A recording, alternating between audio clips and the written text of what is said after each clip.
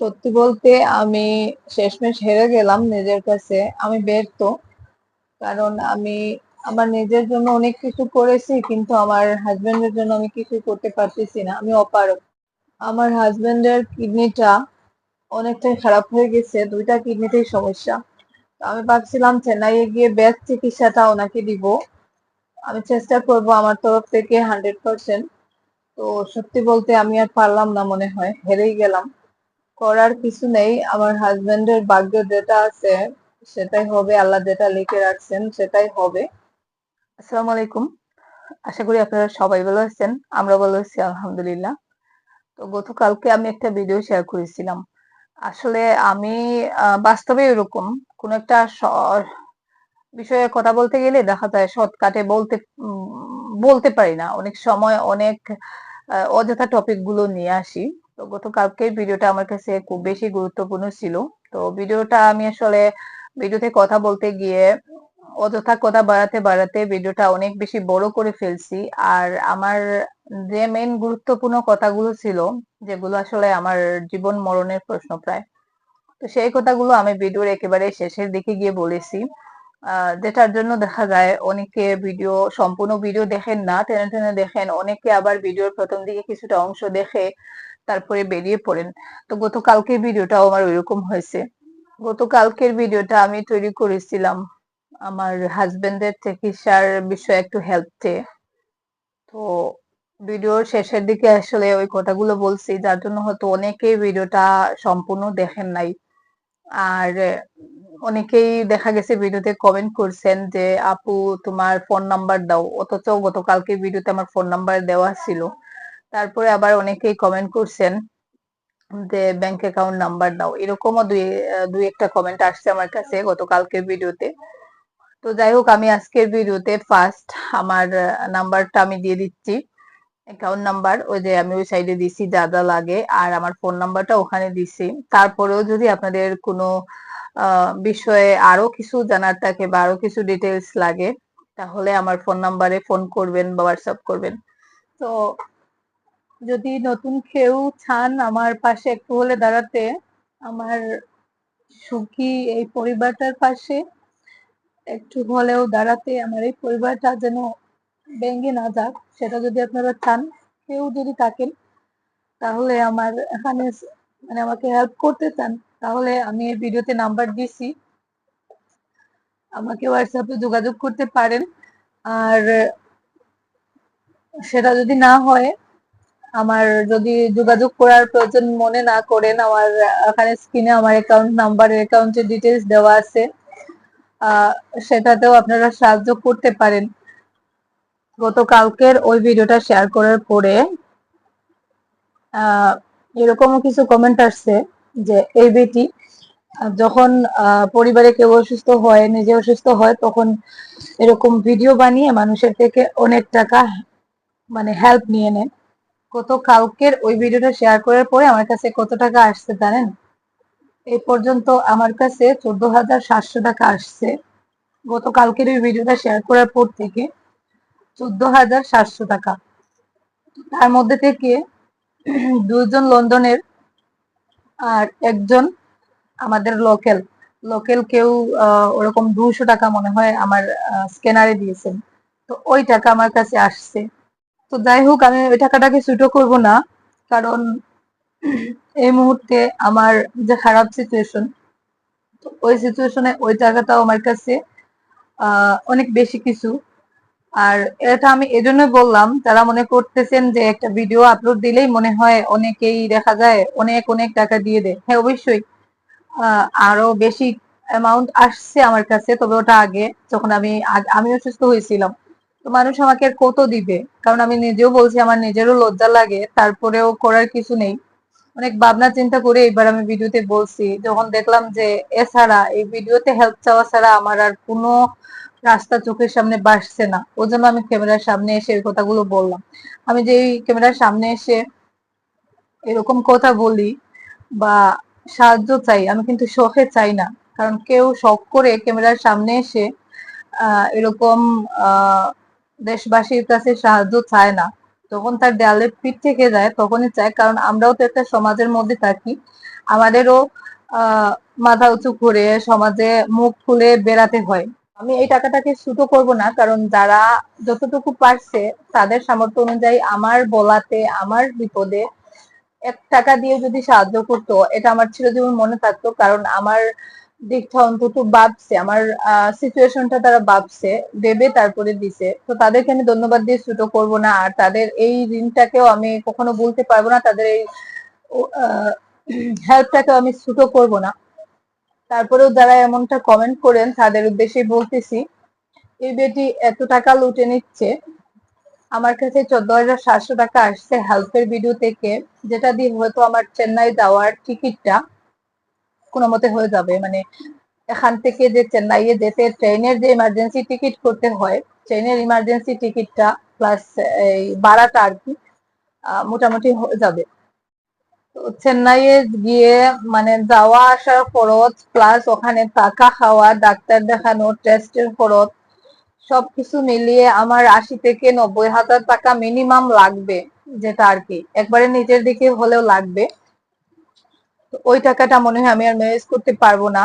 আশা ছিল আপনাদের উপরে, কিন্তু গতকালকের ভিডিওটা শেয়ার করার পর থেকে আমি অনেকটাই নিরাশ হয়ে গেছি। তো যাই হোক, সত্যি আমি এখন কি করব আমার মাথা কাজ করতেছে না।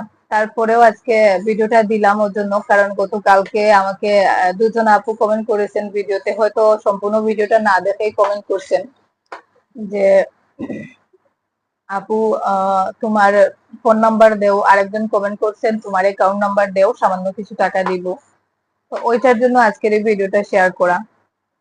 তো রিকোয়েস্ট করব, বাইরে নিয়ে যেতেও না পারি, আমার হাজবেন্ডের ভাগ্যে যেটা লেখা আছে, আমাদের ভাগ্যে যেটা লেখা আছে হবে, কিছু আমরা বদলাতে পারবো না। আল্লাহ যেটা লিখে রাখছেন ওইটাই হবে। তো আমার চেষ্টাটা আসলে ব্যর্থ। আমি আশা করেছিলাম, বাট আমার আশাটা এখন আর নেই, কারণ আমি বুঝতে পারতেছি যেটা হয়তো আমার পক্ষে সম্ভব হবে না। চেন্নাই তো দূরের কথা, গুয়াহাটিতে নিয়ে কিছুদিন থেকে, কারণ ওই চিকিৎসাটার জন্য অত সহজে হবে না, অন্তত 7-8 দিন থাকতে হবে ওখানে থেকে। খরচটা মেনটেন করে হয়তো আমি আসতে পারবো না। তো যাই হোক, আপনারা যারা আমার কাছে নাম্বার চাইছিলেন, আমি নাম্বারটা স্ক্রিনে দিয়ে দিছি, আপনারা ওখান থেকে নিয়ে নেবেন। আপনার আমার সাথে হোয়াটসঅ্যাপে যোগাযোগ করতে পারেন। আর তারপরেও যদি আরো কেউ হয়তো গতকালকে আমার ভিডিওটা দেখেন নাই, তো আমি আশাটা এখনো ছাড়ি নাই, সামান্য কিছুটা আশা মনের মধ্যে আছে, যার জন্য আমি আজকের এই ভিডিওটা তৈরি করেছি। তারপরেও আরো কেউ যদি এরকম থাকেন আর আমার বাচ্চাটার দিকে তাকিয়ে, অন্তত আমার বাচ্চাটার দিকে তাকিয়ে যদি আপনারা কারো 1-2 জন কেউ থাকেন, আমাকে একটু হেল্প করবেন। আমি জানি আমাদের লোকাল থেকে, আমাদের ইন্ডিয়ার ভেতরে ওরকম আমি যতবার হেলথ রিলেটেড কোনো ভিডিও করেছি, সেটা আমার জন্য হোক বা অন্য কারোর জন্য হোক, সেখান থেকে আমি হাতে গোনা 2-4 জন ছাড়া সেরকম কোনো রেসপন্স পাইনি। কিন্তু বিশেষ করে যারা বাংলাদেশের লন্ডন বা আমেরিকায় থাকেন, ওনারা আমাকে বারবার হেল্প করছেন, যার জন্যই আমি আজ পর্যন্ত, অনেকে আমাকে খারাপ মন্তব্য করেন যে বেটি এক দেশে থাকে আর আরেক দেশের গান গায়। তো আমি থাকি ইন্ডিয়াতে ঠিক আছে, তবে বাংলাদেশের প্রতি আমি সর্বদা কৃতজ্ঞ থাকি, কারণ আমি যতবার বিপদে পড়ছি আমার নিজের দেশের এরা আমাকে নিয়ে ব্যাড কমেন্ট করছে। নিজের দেশের যারা, তারাই ব্যাড কমেন্ট করে। তো যারা কিন্তু কখনো 1 টাকাও দেয় না, তারা ব্যাড কমেন্ট করে, আসলে তারা হিংসা করে। হিংসা থেকেই, মানে হিংসার বহিঃপ্রকাশ হিসাবে ব্যাড কমেন্ট গুলো করে। আর যতবার আমার কাছে ফেরেশতার মতন যারা আমার পাশে দাঁড়িয়েছেন, সবাই কিন্তু বাংলাদেশেরই ছিলেন। বাংলাদেশের বাইরে থাকেন যারা, লন্ডন, আমেরিকা, কানাডা, ওখান থেকে আমাকে হেল্প করছেন। আর বাইরের দেশের 2-4 জন মিলে হেল্প করলেই দেখা যায় সমস্যাটার সমাধান হয়ে যায়। আর শুধু বাইরের দেশে না, বাংলাদেশের যারা লোকাল ভিউয়ার্স, বাংলাদেশে বসবাস করেন, তাদের মধ্যে থেকে অনেকে আমায় হেল্প করতে চাইছেন, আহ মানে অনেক চেষ্টা করেছেন, কিন্তু বাংলাদেশ থেকে ইন্ডিয়াতে টাকা পাঠানোর কোনো বৈধ সিস্টেম নেই, যার জন্য আমি বারবার তাদেরকে না করেছি। আমি যতবার অসুস্থ হয়েছি, যখন একেবারে কোনো উপায় ছিল না, তখন আপনাদের সামনে এসে হেল্প চাইছি। কারণ আমি ভাত খেতে পারতেছি না বলে হেল্প চাইনি। অসুস্থতাটা আল্লাহরই দেওয়া, যেটার উপরে আমাদের কারো হাত নেই। তো অসুস্থতার জন্য অনেকেই যখন দেখা যায় বড় বড় ডাক্তার এসে সামলাতে পারে না, তখন সোশ্যাল মিডিয়ার দ্বারস্থ হয়, যেটা আমিও হই, যেটার জন্য আমি কোনো ধরনের লজ্জিত না।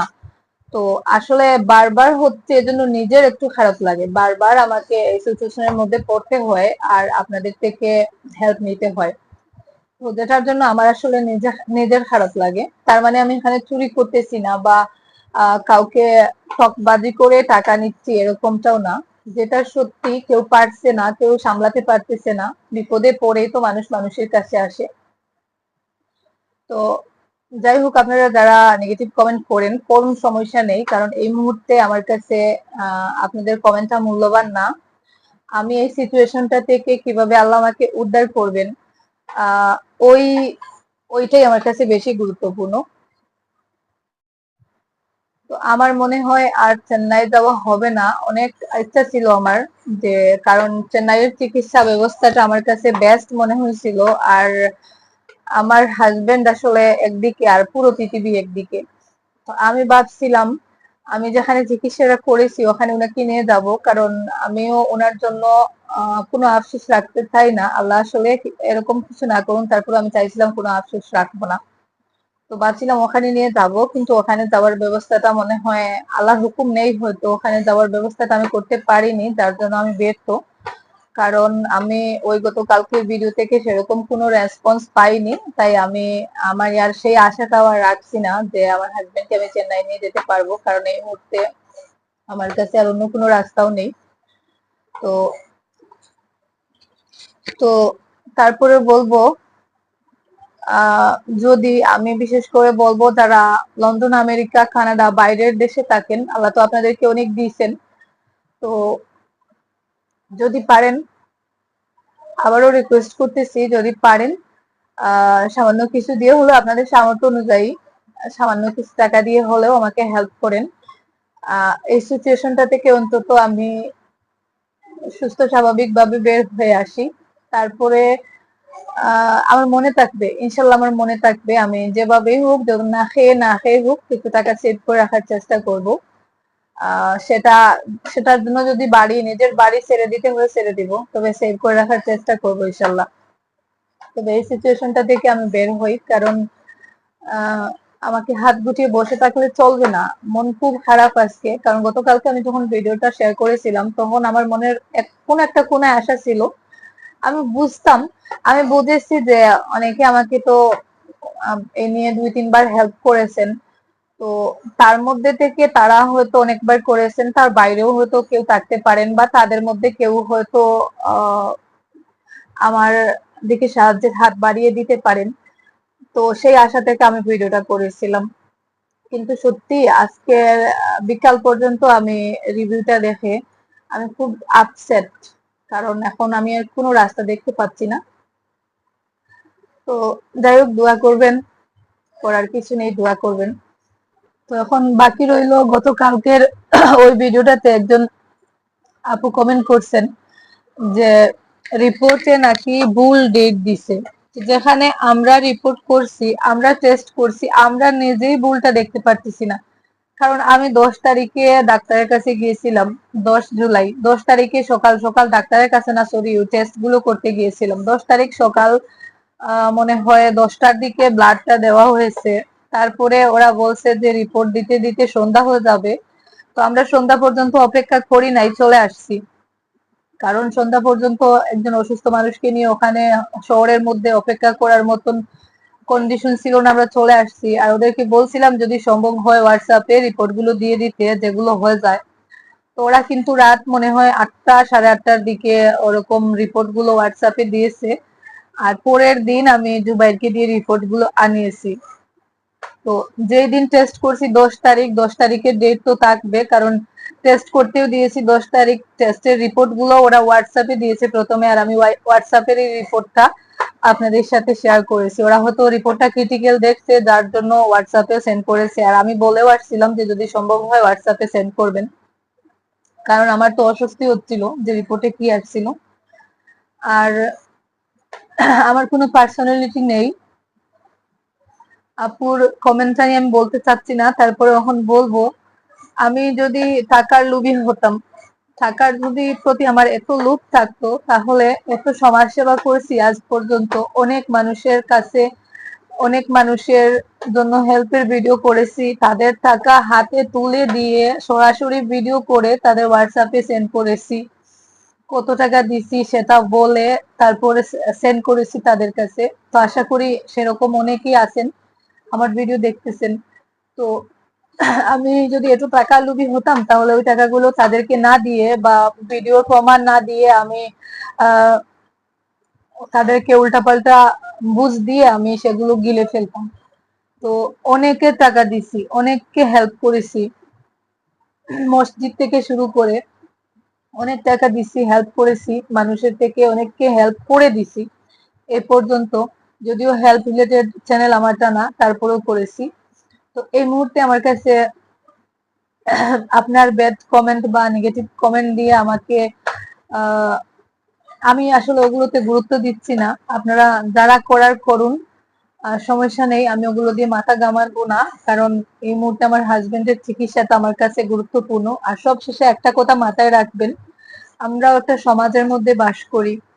তো আমাদের এরিয়ায় আমাদের মোটামুটি একটা মান সম্মান আছে। তো কোন সিচুয়েশনে মানুষ পড়লে এরকম ক্যামেরার সামনে এসে সরাসরি 14,000 আর 30,000 টাকার জন্য সরাসরি হেল্প চায়, তো কোন সিচুয়েশনে পড়লে মানুষ চায় সেটা আশা করি বুঝতে পারবেন যদি একটু নিরপেক্ষ ভাবে ভাবেন। তো আর কিছু বলবো না। আমি আজকের পরে আগামীকালকে আমি সিদ্ধান্ত নিব যে কি করব, কোথায় যাব, শিলচরের মধ্যে চিকিৎসা করাবো নাকি বাইরে কোথাও যাব। এনিওয়ে আজকেও কিন্তু শিলচরে যাওয়া হয়েছিল, ওরা কিন্তু ডায়ালিসিসটা আজকেও হয় নাই, ওরা আবার ডেট দিছে 2 দিন পরে যাওয়ার জন্য। যেটা আমি বুঝে গেছি যে ওরা এই টানাটানি শুরু করে দিছে আমার টাকাগুলো আত্মসাৎ করার জন্য। আমি বারবার গাড়ি নিয়ে যাব, কারণ একজন অসুস্থ পেশেন্টকে বাইরে নিয়ে যেতে গেলে লাইন গাড়িতে করে নিয়ে যাওয়া যায় না, প্রাইভেট গাড়ি নিয়ে যেতেও হয়। তো আমি বারবার যাব, বারবার সমস্যা। তো আমি বুঝে গেছি ওখানে হবে না, তারপরেও যদি কোনো উপায় না থাকে আর আমাদের ভাগ্যে এটা আছে মেনে নিয়ে, আমার হাজবেন্ডের ভাগ্যে এটা লেখা আছে মেনে নিয়ে আমি ওখানে চেষ্টা করব, আর করার কিছু নেই। তো আজকের ভিডিওটার রিভিউটা পাওয়ার পরে আমি কাল সকালে সিদ্ধান্ত নিব কি করব, চিকিৎসাটা শিলচরে করব নাকি গুয়াহাটিতে করব নাকি চেন্নাইতে করব। তো আজকের ভিডিওটার পরে আমি সিদ্ধান্তটা নিব। তো যাই হোক, সবাই ভালো থাকুন, সুস্থ থাকুন। দেখা হবে নতুন কোনো ভিডিওতে। আল্লাহ হাফিজ, আসসালামু আলাইকুম।